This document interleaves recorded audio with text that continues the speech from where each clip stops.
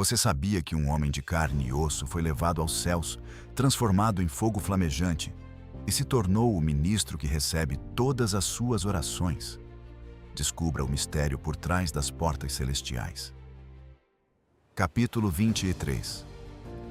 É relatado na Baraita de Rabi Ishmael Kohen Gadol, na obra Pirkei Haikalos, que Metat, o ministro do interior, disse-me o seguinte: quando Hakadosh Baruch Hu buscou elevar-me aos céus, ele enviou um certo príncipe angelical, que me tomou da geração de Enosh diante dos olhos de todos. Ele me assentou com grande honra sobre uma carruagem de fogo, com cavalos de fogo. Então, ele me levou, na companhia de ministros celestiais, até o lugar da Shechinah, para servir no alto. Assim que cheguei ao alto, fui levado ao lugar dos seres sagrados e dos Ofanim, dos serafim, dos querubins e dos galgalim do trono, onde havia servos feitos de fogo que consome fogo.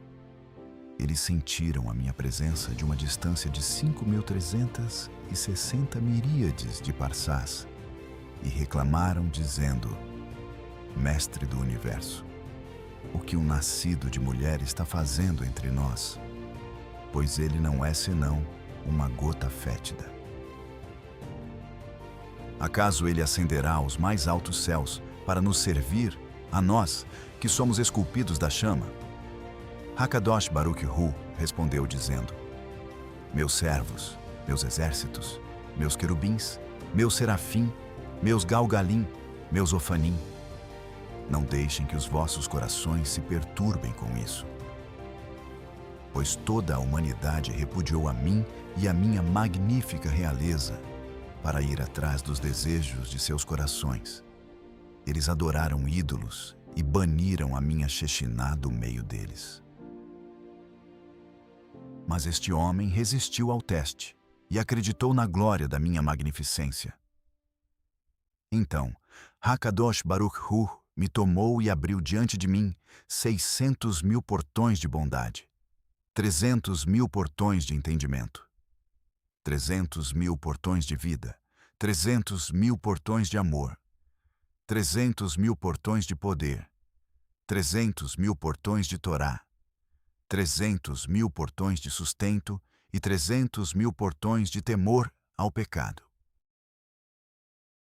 A partir daquele momento, Hakadosh Baruch Hu aumentou constantemente a minha sabedoria, o meu entendimento, o meu conhecimento, a minha misericórdia, a minha força, o meu poder, o meu vigor, o meu esplendor, a minha beleza, a minha Torá, o meu amor, a minha benevolência, a minha amabilidade, a minha humildade, o meu semblante e a minha majestade.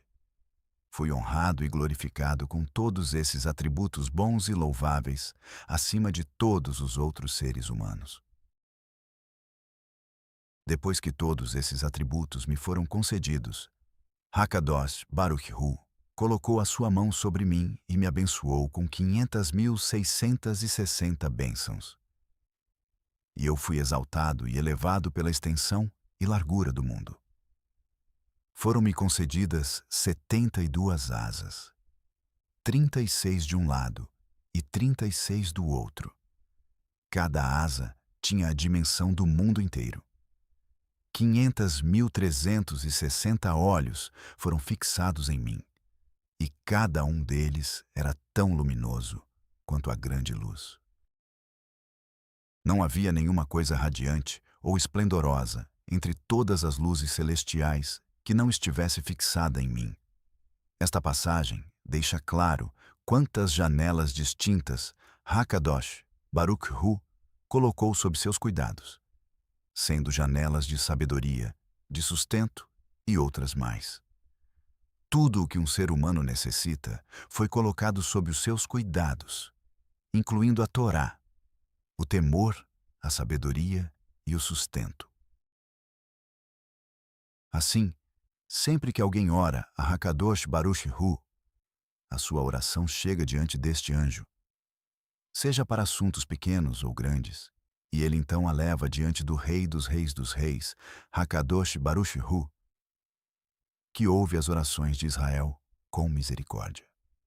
Bendito seja ele, e bendito seja o seu nome, pois tudo depende da sua vontade, não apenas as questões do corpo, mas também as questões da alma.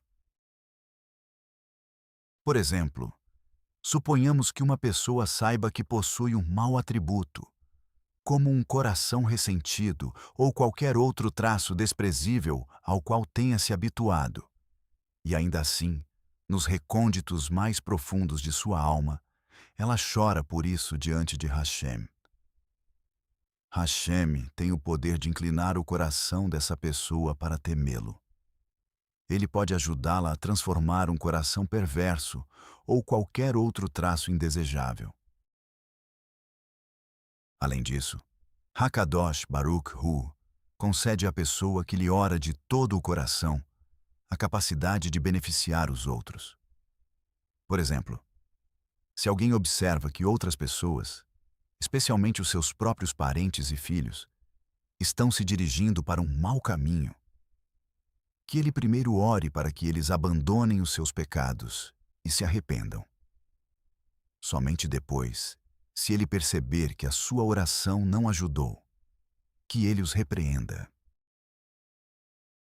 Talvez ele encontre um momento de favor em que Hashem concordará em colocar no coração dos rebeldes o desejo de se arrepender.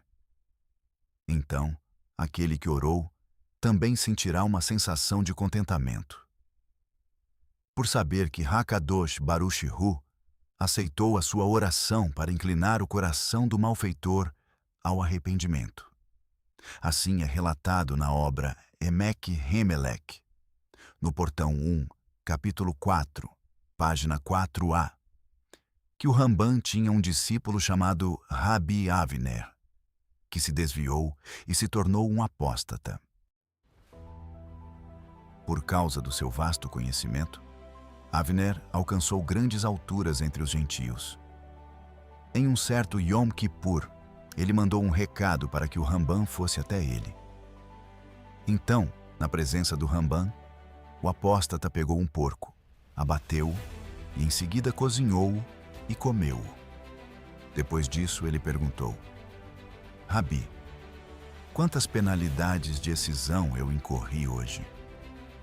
O Ramban respondeu: 4. O discípulo retrucou: eu não transgredi 5 proibições? Ele então envolveu o seu antigo mentor em uma complexa discussão de Torá, até que o Ramban foi obrigado a admitir que ele havia de fato incorrido em 5 penalidades de excisão. O Ramban então lhe perguntou: diga-me, o que o levou a negar a Torá de Moshe? O apóstata explicou: certa vez, ouvi em um dos seus sermões que todos os mandamentos estão contidos na Parashá Ha'azinu e que todos os eventos da história também estão insinuados lá. No entanto, é necessária a ajuda dos céus para compreender todas essas alusões e segredos. Como o discípulo considerou tudo isso impossível, ele se convenceu de que o Ramban estava dizendo não era verdade. E com isso, ele saiu, livrou-se do jugo da Torá e tornou-se uma pessoa diferente. O Ramban respondeu: eu ainda insisto que o que eu disse estava correto. Tudo está insinuado claramente na Parashá Ha'azinu. Se você não acredita em mim, peça-me um exemplo e eu lhe responderei. O apóstata foi pego de surpresa e disse: se o que você diz é verdade, mostre-me onde o meu nome, Avner, é aludido lá. Então, o Ramban orou com todo o seu coração e alma, até que lhe veio à mente o versículo de Devarim, capítulo 32, versículo 26, que diz: eu disse que os espalharia pelos cantos, que faria cessar a lembrança deles dentre os homens.